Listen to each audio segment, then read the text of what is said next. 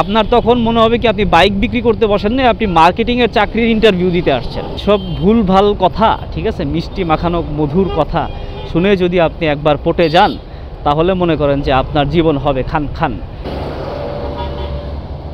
ও আসসালামু আলাইকুম, কী অবস্থা সবার, কেমন আছেন সবাই?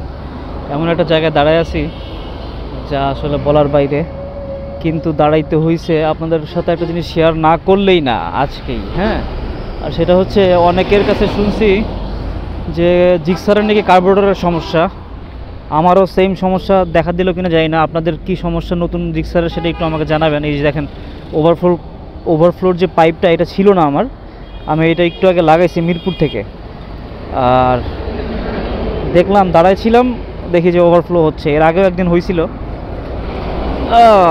আজকে আবার হচ্ছে। সেদিন আমি কি করছিলাম, সেদিন না আমি ইয়াটা করছিলাম, এই ট্যাঙ্ক সহ আমাকে পরিষ্কার করতে বলছিল যে ভাই কার্বোরেটর খালি ময়লা যাবে না তো, ট্যাঙ্কটাও পরিষ্কার করেন। ট্যাঙ্কে ময়লা থাকলে তো আসলে কার্বোরেটর পরিষ্কার করে লাভ নাই, সেই তো ঘুরে ফিরে আপনার ময়লা থেকেই গেল, ট্যাঙ্কের ময়লাটা আবার কার্বোরেটর আসলে। আমি বললাম যে মেক সেন্স, ওকে পুরোটাই করেন। রামপুরা থেকে করাইলাম ট্যাঙ্কটা প্লাস কার্বোরেটরটা, দুইটাই পরিষ্কার করাইলাম। বলল যে আর হবে না, এরকম বলল আর কি। তো আজকে আবার সেম কাহিনী হচ্ছে, মানে খুবই বিরক্তিকর লাগছে আমার কাছে জিনিসটা। যাই হোক, এখন ওই টুকটাক গুতাগাতি দিল, লাভ হয় নাই। এই ওভারফ্লো পাইপ লাগাই দিল, ওইটা নিয়েও ই করলাম, কিন্তু মাঝখানে এক জায়গায় দাঁড়াইলাম, দেখলাম যে না, দাঁড়ানোর পরে সে আবার ওভারফ্লো হচ্ছেই। পরে এক পর্যায়ে চাবি অফ করে দিলাম, তেলের চাবি, যেটা দিয়ে আমরা ট্যাঙ্কে আনি আর হচ্ছে রিজার্ভে নেই। তো ওইটা অফ করে রাখা ছাড়া এখন আর উপায় নেই। যখন বাইক স্ট্যান্ড করে রাখবো তখন হয়তো অফ করে রাখতে হবে। আর আপনাদের কি কি প্রবলেম এটা একটু জানায়েন তো, যে আপনারা যদি কেউ কার্বোরেটরে এই সেম প্রবলেম যদি ফেস করে থাকেন, তাহলে এটার কোনো সলিউশন আপনাদের কাছে আছে কিনা, আপনারা কি কোনো বের করতে পারছেন কিনা কোনো মেকানিকের মাধ্যমে, ঠিক আছে? এটা একটু জানাবেন। ফ্লোট সার্কিট, ফ্লোট পিন এগুলো তো আসলে চেঞ্জ করাই যায়। আমি তো অলরেডি পিস্টনটাও চেঞ্জ করছি, বাট সেটাও না আসলে যেই টপিকে কথা বলার কথা ছিল, আমি চিন্তা ভাবনা করতেছিলাম কথা বলার জন্য। সেদিন একটা ছোট ভাই আর কি বলতেছিল যে ভাই আমি তো ক্যাফে রেসার কিনতে চাচ্ছি। হ্যাঁ, আমি বললাম যে ক্যাফে রেসার কিনতে চাচ্ছ, তাহলে এত গাড়ি রেখে তুমি তো জিক্সারও কিনতে পারো। বলা যে ভাই জিক্সার মোটরটা এত পরিমাণ মানে কমন হয়ে গেছে যে এটা আসলে এখন আর কেনার মতো মানে ইচ্ছা জাগে না। হ্যাঁ, সব জায়গায় জিক্সার মোনোটন জিক্সার, হ্যাঁ, এফজেড এগুলো, ঠিক আছে। এখন ক্যাফে রেসার কিনবো, একটু আনকমন থাকবো সবার মাঝখানে, যেহেতু ইউনিভার্সিটিতে পড়ে মাত্র, স্বাভাবিক আনকমন জিনিসটা আসলে সবাই চায়।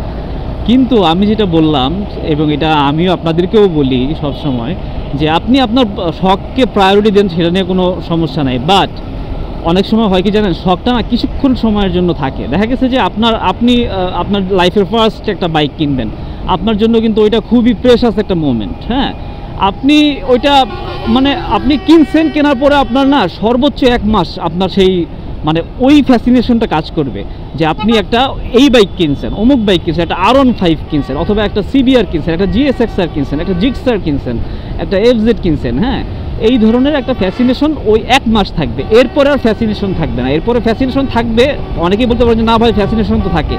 কোনটা থাকে জানেন? আপনার বাইক আছে সেই ফ্যাসিনেশনটা থাকে, কি বাইক আছে সেই ফ্যাসিনেশনটা কিন্তু আর থাকে না।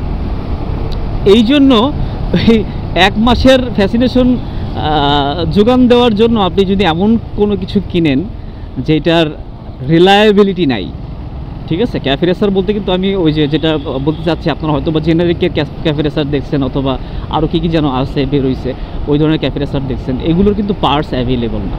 হ্যাঁ, তো আমি এই জিনিসটা ওকেও বললাম, ও বললো যে ভাই এটার তো মানে মেইন যে শাখা আছে ওইখানে তো পার্টস আছে, কিন্তু আসলে আপনি রাস্তাঘাটে একটা বিপদে পড়লেন, আপনি বাইক কিনছেন, আপনি যতই বলেন না কেন যে আপনি ট্যুর ট্রাভেল করবেন না, আপনার কিন্তু ট্যুরটাক এদিক সেদিক যাওয়া হবেই। আপনার জীবনের ফার্স্ট বাইক যেহেতু, আপনি এদিক সেদিক যাবেন, এটা একদমই মানে নর্মাল একটা বিষয়।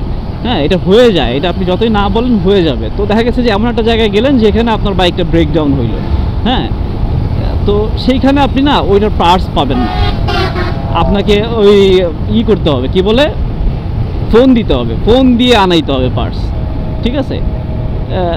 অনেক সময় সাপেক্ষ ব্যাপার, আপনার বাইক ওখানে রেখে দিতে হবে, নাহলে কুরিয়ার করে পাঠাইতে হবে। এই হ্যাসেল কি ভাই আপনি নেবেন? এটা আপনি নেবেন না। এটা এখন হয়তো বা আপনি বুঝতে পারেন না। এখন হয়তো বা আপনি যখন মানে একটা ক্যাফে রেসারের মানে ক্যাফে রেসার বলতে আমি বলতে চাচ্ছি ওই ধরনের ব্র্যান্ডগুলোতে, ওই ধরনের ব্র্যান্ডগুলোর কাছে যখন আপনি যান, তখন কিন্তু আপনাকে এমনভাবে পড়া দেয়, ঠিক আছে? কারণ তারা তো মার্কেটিং করবে, এটাই স্বাভাবিক। তাদের তো বাইক বিক্রি করতে হবে, তাই না? তারা একটা বাইক নিয়ে আসছে, তারা তো ব্যবসা করার জন্যই আসছে। আপনার কাছে বিক্রি করলেই তো তাদের ব্যবসা হবে। এখন যদি তারা আপনার কাছ থেকে ব্যবসা করতে চায়, হ্যাঁ, তাহলে আপনার কাছে বিক্রি করবে।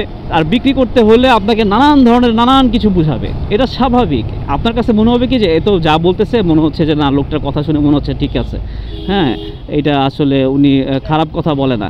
তারা এগুলো আপনাকে বোঝাতেই চাবে, স্বাভাবিক, যাতে আপনার বাইক বিক্রি হয়। বাট এই বুঝাইলে হবে না, ঠিক আছে? আপনি যদি এই বুঝানোতে ফেসে যান, তাহলে মনে করেন যে একবারে মনে করেন যে জীবন যৌবন সব শেষ, প্রথম বাইকটাই হবে আপনার শেষ বাইক, এরকম একটা মানে কাল হয়ে দাঁড়াবে আর কি, এমন একটা ব্যাপার।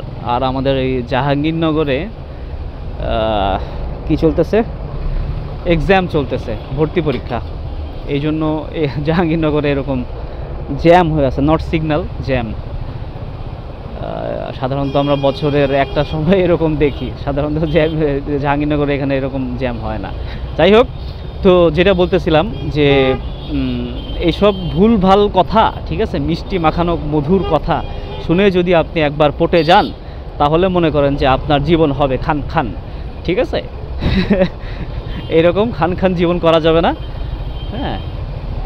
এই জন্য আপনাকে এমন কোনো ব্র্যান্ড চুজ করতে হবে যেটা অনেক রিলায়েবল কিসের ভিত্তিতে, হ্যাঁ? একটা বাইক, একটা গাড়ি, একটা ব্যবহৃত জিনিস যেগুলো ব্যবহারযোগ্য, এইসব জিনিসগুলো রিলায়েবল কখন হয়, ভরসাযোগ্য কখন হয়? ওরে হর্ন, ভরসাযোগ্য কখন হয় বলেন? যখন এটার আপনি সার্ভিস পাবেন, আফটার সেল সার্ভিস পাবেন, যখন তখন যেখানে সেখানে যদি কোথাও নষ্ট হয় আপনি সেটা ঠিক করতে পারবেন, পার্টস অ্যাভেলেবল আছে, হ্যাঁ, এইগুলো হচ্ছে রিলায়েবল, সহজে আপনাকে প্যারা দিবে না। যেমন এই যে জিক্সারটা আমি চালাচ্ছি অনেক বছর, মানে অনেক বছর বলতে মোটামুটি কয়েক বছর তো চালাই ফেলছি, তাই না? আমাকে কিন্তু এই এত বছর কিন্তু প্যারা দেয় নাই, হুটহাট মনে করুন যে একটা প্যারা আসে আর কি, অনেক দিন পর পর আসে।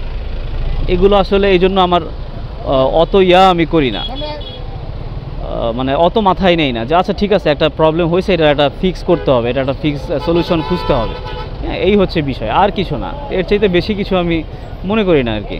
ওরে আল্লাহ, আমি কি বামে ঢুকে ভুল করলাম? মনে হচ্ছে তো ভুল করলাম,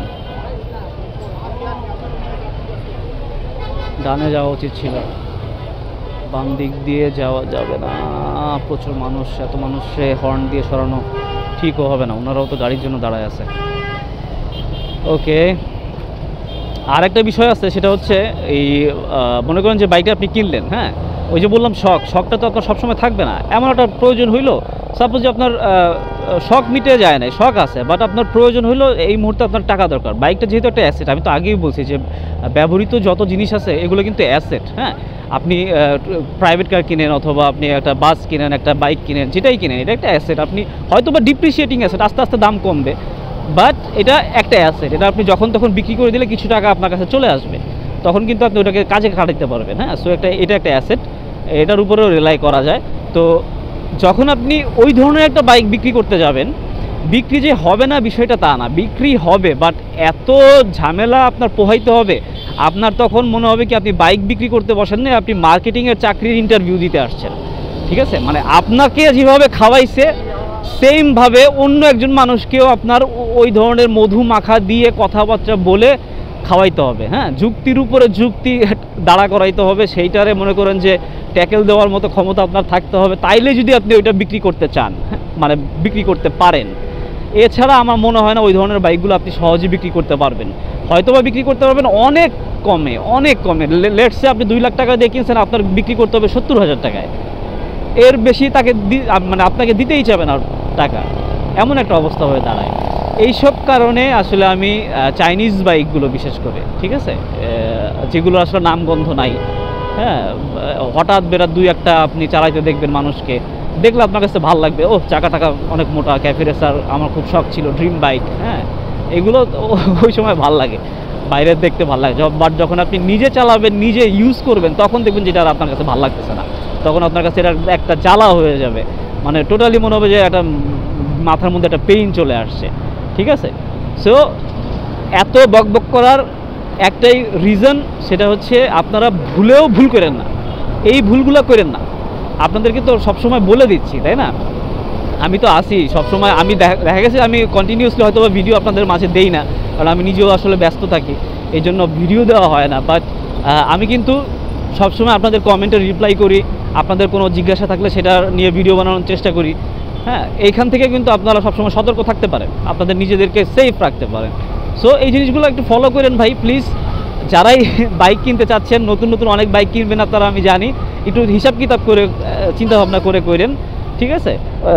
যদি আমি নিজেও যদি আপনাদেরকে বলি, তারপরেও আপনি একটু চিন্তা করে দেখেন যে ভাইও বলছে, আচ্ছা ঠিক আছে, তারপরেও আমি একটু ঘাটাঘাটি করে দেখি যে আসলে কি এটা আমার নেওয়া ঠিক হবে কিনা, ঠিক আছে? এই হচ্ছে বিষয়। আর যদি কোনো জিজ্ঞাসা থাকে, এই ধরনের কোনো ভিডিও যদি আরও চান যে ভাই এই বিষয়টার উপরে একটু ভিডিও করেন, তাহলে অবশ্যই বলবেন। হ্যাঁ, বাইক রিভিউ করতে বললেন না আপাতত, কারণ আসলে এতটা ব্যস্ততার মধ্যে আছি যে বাইক রিভিউ নিয়ে আসাটা আমার জন্য খুব টাফ হয়ে গেছে। আমার হাতে এই মুহূর্তে আসলে অনেক বাইক আছে, হ্যাঁ, মনে করুন যে এক্সট্রিম 125 আছে অলরেডি, রয়্যাল এনফিল্ড চলে আসছে আমাদের সার্কেলের ভেতরে।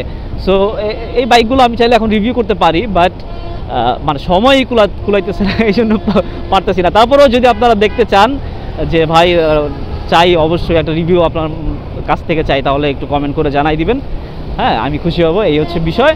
আর ওই যে একটা জিনিস যেটা ভিডিওর ফার্স্টে বলে দিলাম, যে জিক্সার মনোটনের আপনারা যারা এই কার্বোরেটরের ইস্যু ফেস করতেছেন, বিশেষ করে ওভারফ্লোর ইস্যু ফেস করতেছেন, হ্যাঁ, তারা কি কাজ করছেন অথবা কি সলিউশন বের করছেন সেটা আমাকে একটু কমেন্টে জানাই দিন, ওকে? তাহলে আজকের মতো এই সূর্য অস্ত থেকে আপনাদের কাছে বিদায় নিচ্ছি। আল্লাহ হাফেজ, ভালো থাকেন, সুস্থ থাকেন, দেখা হচ্ছে আবার পরবর্তী ভিডিওতে।